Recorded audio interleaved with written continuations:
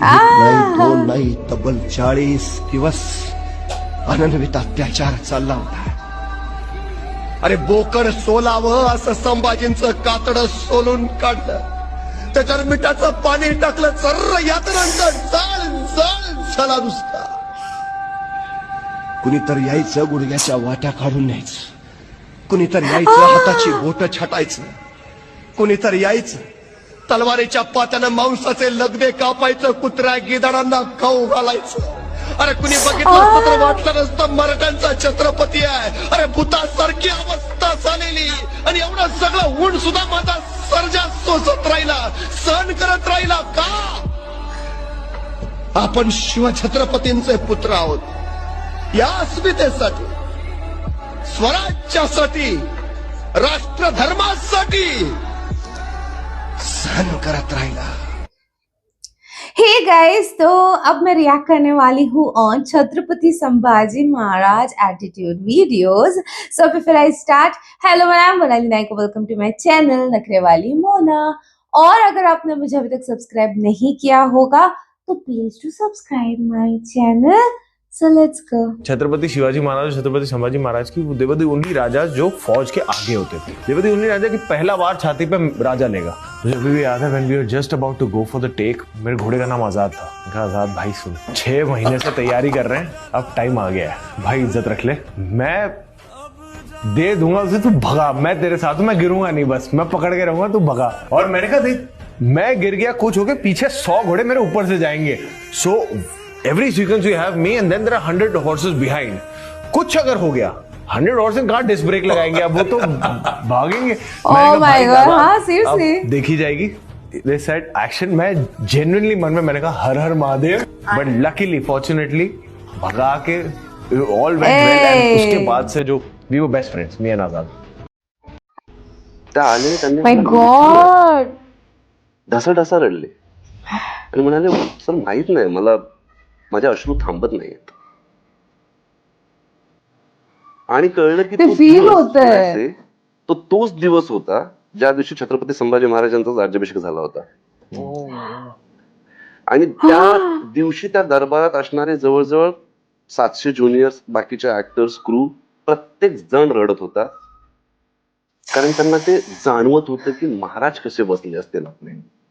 So everyone was crying, including me, including Raze, including Rashmika, including everyone was crying की ह्या वेळेस छत्रपती संभाजी महाराजांना आबासाहेब आठवले असतील का. आणि everyone was crying. I think that was the. There was no communication as Vicky Kaushal to Akshay Khanna. Me and Akshay sir did not have a personal communication at all. Wow. When we were shooting that scene, no good morning, no goodbye, no hi, no hello, nothing. He was as Aurangzeb, I was as Chhatrapati Sambhaji Maharaj, and we straight went into shooting that scene. There was no communication as Vicky Kaushal to Akshay Khanna. You can't do those scenes by sitting on the chair, having a cup of tea together. Okay, ready, and then you go. वो हो नहीं सकता था ना, वो organically नहीं हुआ. You know, so I'm actually probably will get to chat with Akshay sir after the release, but while shooting we never interacted. शायद बहुत अच्छा किया. इतने घुस चुके थे कि दोनों एक दूसरे का चेहरा नहीं देखना चाहते थे.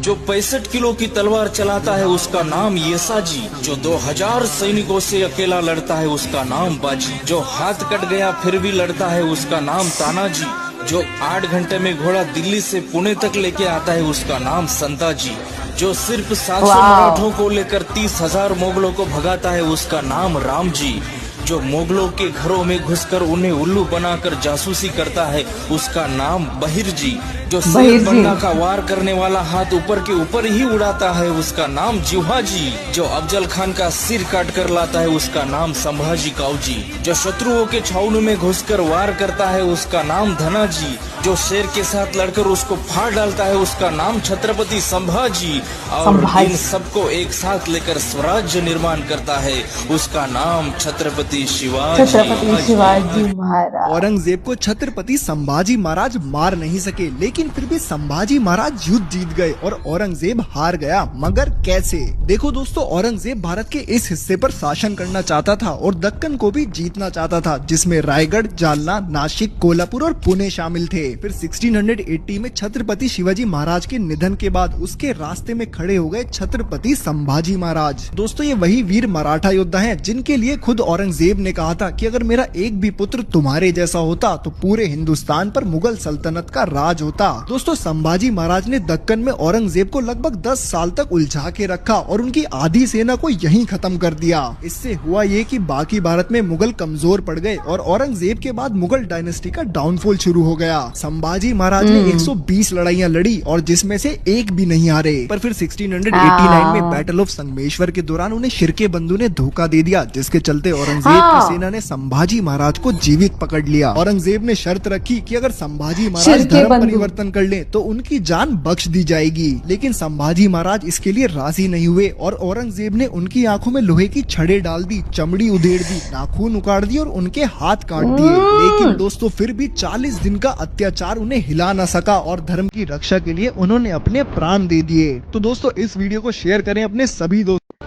कभी कभी समझ नहीं आता, आप मित्र हो, सेवक हो या हमारी छाया हो चुका। हम नमक है महाराज, जब जहां जितनी आवश्यकता हो प्रयोग कर लीजिए। बाप रे, वो शत्रु के घाव पे लगाएंगे छंदों का वाद्य। सौभाग्य सौभाग्य। हमने कहा था अरे यार, नमक है महाराज। तुम नमक नहीं चंदन हो कवि, तुम तिलक हमारे माथे का। गॉड गॉड, वाह। फिल्म खत्म होने के बाद हर कोई खुद से 2 सवाल बार बार पूछ रहा है। पहला सवाल, अगर हमारे देश में छत्रपति संभाजी महाराज जैसे वीर योद्धा हुए हैं तो हमें उनके बारे में वैसे पढ़ाया क्यों नहीं गया जैसा बाकी मुगल शासकों के बारे में पढ़ाया गया। दूसरी बात जो इससे भी ज्यादा इंपॉर्टेंट है वो ये कि जो औरंगजेब सभी में इतना ज्यादा क्रूएल था, इतना बेरहम था, आखिर क्या वजह रही होगी कि हमने उसी औरंगजेब के नाम पर हमारे देश की राजधानी के सड़कों के नाम रख दिए।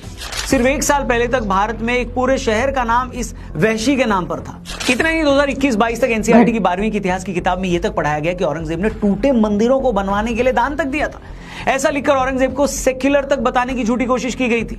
एक शख्स ने इस पर जब आरटीआई लगाकर एनसीईआरटी से सवाल किया कि आपके पास इस बात का कोई सोर्स है जो आपने लिखा है, तो एनसीईआरटी ने कहा कि हमारे पास इसका कोई सोर्स नहीं। मतलब उन्होंने खुद माना, जिस भी शख्स ने लिखा, कि उसने अपनी मर्जी से ये झूठी बात किताब में लिख डाली।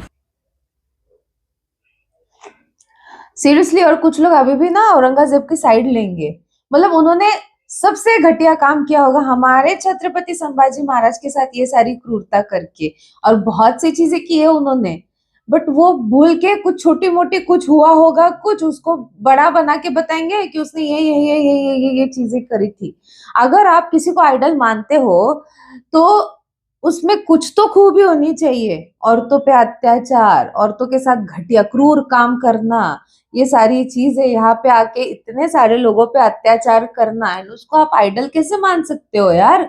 मेरे कमेंट सेक्शन में थे बहुत से लोग ऐसे, इंस्टाग्राम के जो वो छावा वाला रील वायरल नहीं हुआ था, उस पे है बहुत से लोग, उनके बहुत से सवाल भी है। मेरा दूसरा और एक है ना रिएक्शन वाला, मैंने बना के रखा है इंस्टाग्राम पे, उस पे मैंने छत्रपति संभाजी महाराज पर रिएक्ट किया था, तो उस पे भी इतने सारे शिवाजी महाराज पे था, सॉरी, इतने सारे कमेंट्स है छत्रपति शिवाजी महाराज के अगेंस्ट। मेरे को ऐसा लगता है यार कैसे लोग है ये, कैसे लोग है यार। छत्रपति शिवाजी महाराज, छत्रपति संभाजी महाराज क्या क्या नहीं किया हमारे लिए। लिटरली वो सुनते टाइम आंखों में फिर आंसू आ जाते हैं। आप वो कितने भी बार सुनो, कितने भी बार देखो, आपके आंसू नहीं रुकने वाले हैं।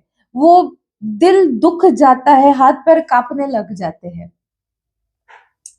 गॉड, आपको और भी ऐसे वीडियोस देखने तो आप मुझे कमेंट सेक्शन में नीचे जरूर बताना था। मेरा रिएक्शन जितना हो सके लाइक कमेंट शेयर से भर दो गाइस। हो सके तो सुपर थैंक्स भी देना, मेरे चैनल की ग्रोथ के लिए हेल्प हो जाती है। बाकी परत मिळालेचा